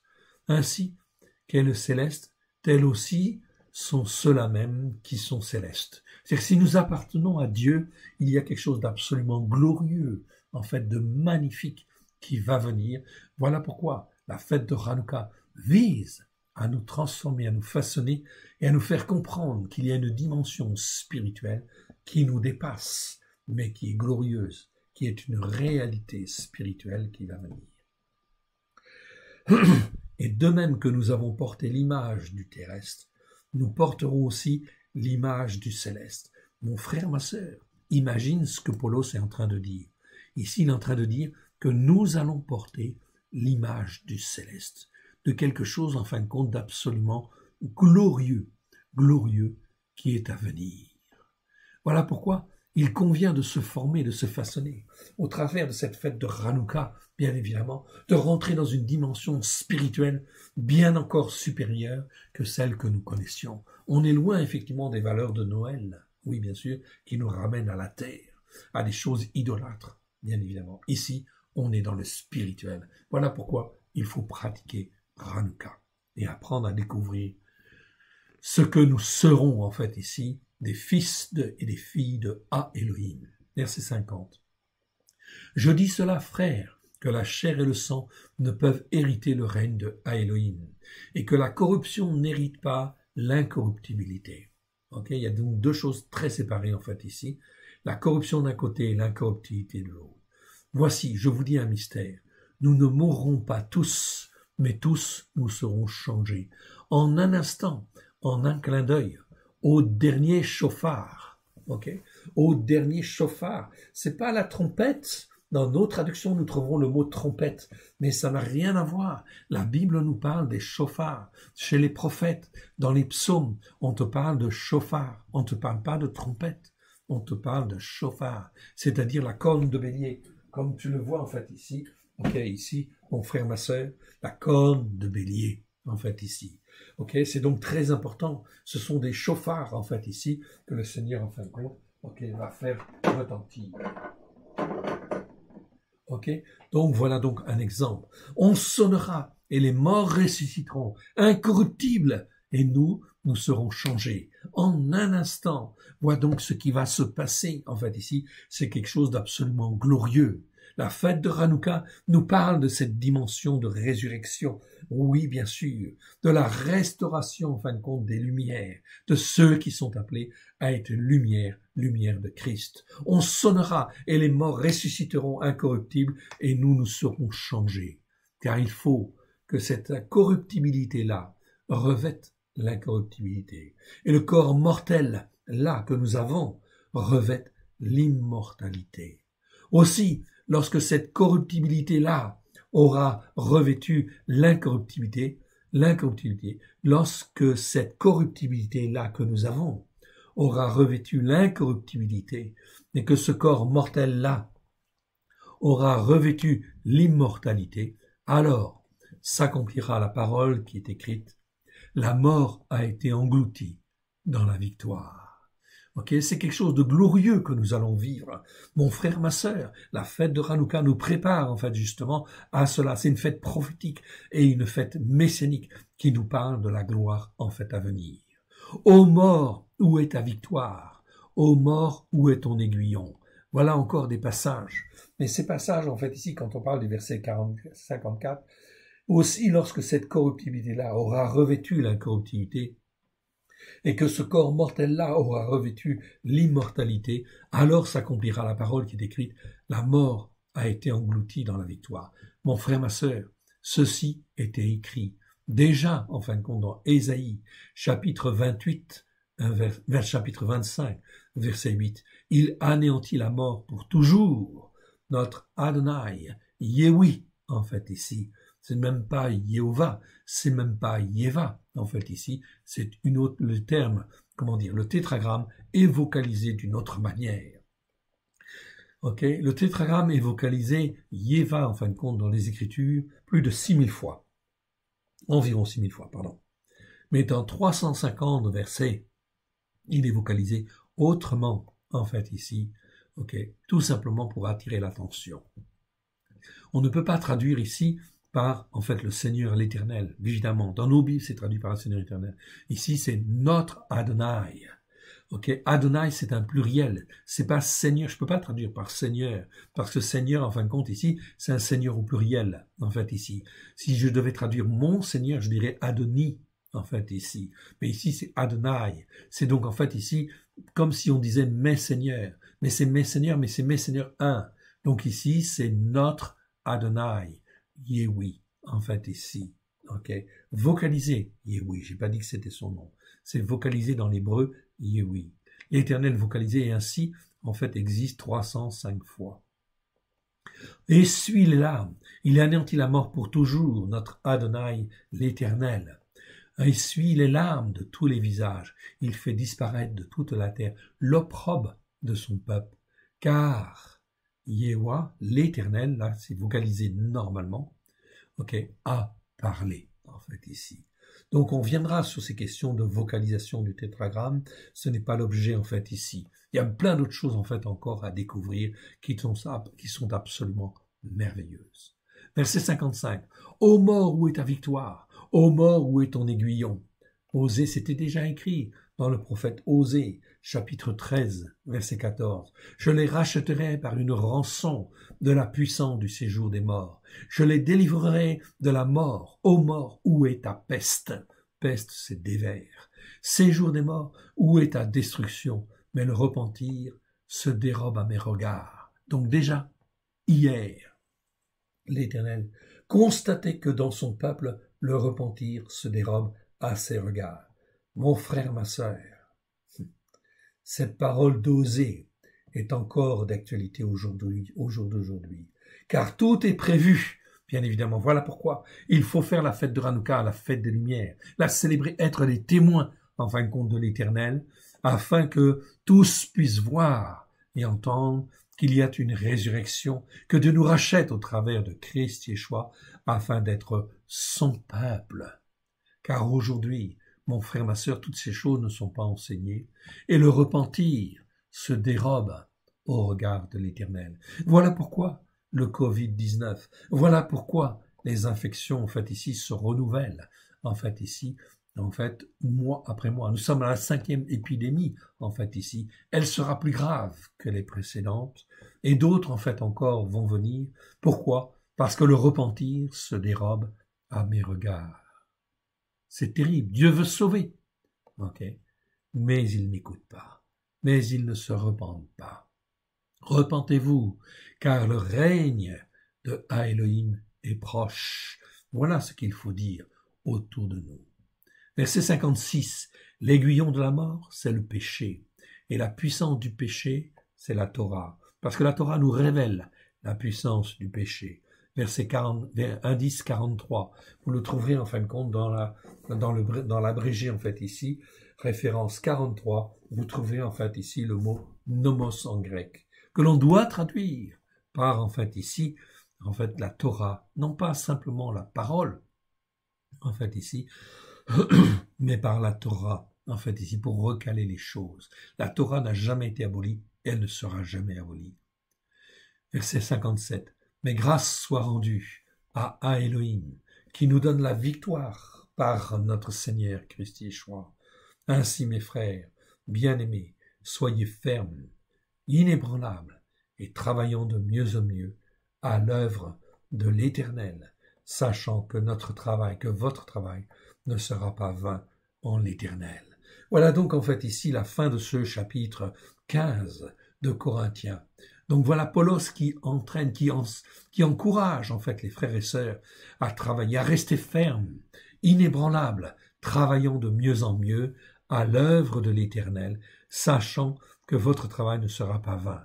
Le but de l'Éternel, au travers de toutes les circonstances, est de vouloir sauver, d'en sauver le maximum, en fait ici, avant, en fin de compte, que le règne de Christ ne vienne. Voilà pourquoi il convient, en fin de compte, d'apprendre, en fait ici, à discerner les temps et les circonstances, pour être avec Dieu et non pas contre Dieu, par, en fin de compte, une mésentente ou un manque de compréhension, en fait, de la parole de Dieu. Nous avons vu le chapitre 15 de Corinthiens. Je vous encourage à aller voir, vous avez quelques références, en fait, encore, je vous les laisse. 1 Timothée 1, versets 3 à 11, c'est une mise en garde contre les fausses doctrines, car il va y avoir beaucoup de fausses doctrines. Lisez ces passages, car je ne reviendrai pas dessus, en fait, ici. 1 Timothée chapitre 1, versets 18 à 20, qui nous parle de garder la foi et une bonne conscience dans les temps qui viennent. Malgré toutes les circonstances, restez focalisés sur la Torah, les prophètes et les psaumes. Regardez les recommandations que Paulos donna à Timothée, à Tite, les recommandations que l'Éternel donna à Pierre et à Jude, en fait, ici. Regardez, en fait, ici, relisez ces passages et, en fin de compte, méditez-les, et restez fermes. 1 Timothée chapitre 1, versets 18 à 20. Gardez la foi et une bonne conscience, en fait, ici. 2 Timothée chapitre 2, versets 14 à 21. C'est une mise en garde de Paulos contre les disputes de mots et l'impiété. C'est-à-dire ne rentrez pas dans la discussion, en fin de compte, avec les gens. Tout avec les doctrines, ça ne sert à rien. Il ne s'agit pas de rentrer dans une polémique. Il faut que la parole de Dieu pénètre dans les cœurs, que la capacité à raisonner, dit Anoïa, à réfléchir, soit sanctifiée. On reverra ce mot-là, en fait, ici, pour nous amener à une compréhension qui soit sanctifiée. C'est le mot nous que nous avons vu tout à l'heure. Mais ce n'est pas la peine de discuter avec, en fin de compte, dans une dispute de mots, avec des personnes qui ont une compréhension, en fin de compte, erronée, qui ont une compréhension tordue, en fait, ici, par l'esprit de ce monde. 2 Timothée chapitre 2, versets 14 à 21. Mise en garde de Paulos contre les disputes de mots et l'impiété. 2 Timothée chapitre 3, versets 1 à 9. Corruption des derniers temps, en fait, ici. Donc, Paulos avertit Timothée. Donc, il nous avertit, il nous prend comme des Timothées, en fait, ici, et il nous avertit de la corruption, en fin de compte, des derniers temps, qui va venir. C'est une réalité spirituelle contre laquelle nous devons combattre. Tite, chapitre 1, verset 10 à 16, nous parle des insoumis, quoi qu'ils soient appelés. Mon frère, ma sœur, il n'y a pas 36 Torahs, il y a une seule Torah, qui est en fait inscrite dans la Torah, les prophètes et les psaumes, que nous connaissons en fait ici, et qu'il convient en fin de compte d'étudier et de mettre en pratique. C'est elle qui nous transforme et nous façonne.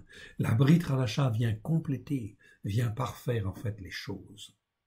1 Pierre chapitre 2, versets 1 à 22.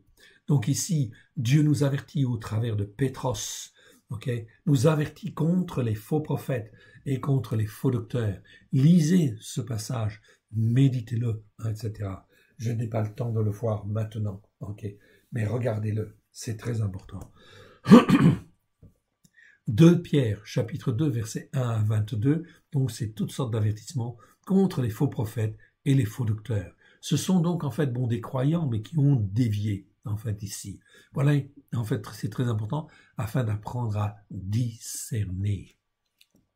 Enfin, Jude, il y a 14 chapitres, Jude, versets 3 à 19, contre l'impiété et les fausses doctrines, en fait, ici. C'est là une mise en garde.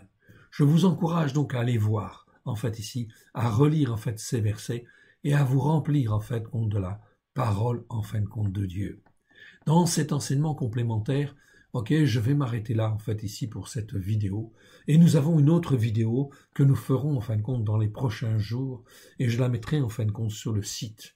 Et cela parle, en fin de la deuxième partie de ce passage, c'est-à-dire, en fin de compte, ici, en fait, ici, de Marc, chapitre 12, versets 28 à 34. Encore, nous avons là donc des commentaires, en fait, ici à faire, bien évidemment, pour fortifier. Donc, nous ferons cette vidéo. Je vous promets que vous l'aurez sur le site. Et cela, en fait, sera aussi beaucoup de détails et beaucoup, en fin de compte, dans le but de vous affermir. Car nous rentrons, en fait, dans un combat spirituel, dans des temps très, très difficiles, où il faut vraiment se fortifier. On va terminer par une petite prière. Père très saint, nous te rendons grâce dans le précieux nom de Yeshua. Merci pour la parole que tu nous donnes. C'est toi qui nous en révèles la largeur, la longueur, la hauteur et la profondeur. Nous voici, Seigneur, devant toi comme un rien. Nous nous couvrons du sang précieux de l'agneau. Oui, Seigneur, de Christ Yeshua, du sang de Christ, de l'agneau de Dieu. Oui, Seigneur, et nous venons vers toi, afin que tu nous sanctifies, nous purifies, à la gloire de ton Saint-Nom. Oui, que tu nous fortifies, oui, dans ta parole, à la gloire de ton Saint-Nom, au travers de Christ Yeshua, car le temps d'être des lumières dans ce monde de ténèbres, oui, qui vient, où les ténèbres se répandent de plus en plus, Seigneur, oui, tu veux que nous soyons lumière, à la gloire de ton Saint-Nom. Aide-nous, mon Dieu, à te faire plaisir. Nous ne pouvons dire, Père très saint, nous voici, Seigneur. Fais de nous ce qu'il te convient, à la gloire de ton Saint-Nom, que nous puissions être les témoins que toi tu veux, à la gloire de ton Saint-Nom, à la gloire de ton Saint-Nom, au travers de Christ Yeshua, ton Fils bien-aimé. Merci, Père, pour tout ce que tu as fait déjà, tout ce que tu fais maintenant, et tout ce que tu vas faire encore. Aide-nous, mon Dieu, mon Père, à te faire plaisir. Que l'Éternel Dieu vous bénisse, et l'Éternel Dieu vous garde dans ce précieux nom, dans le précieux nom de Yeshua. Écoutez et mettez en pratique. Que l'Éternel Dieu vous bénisse. Shabbat shalom à tous. Amen.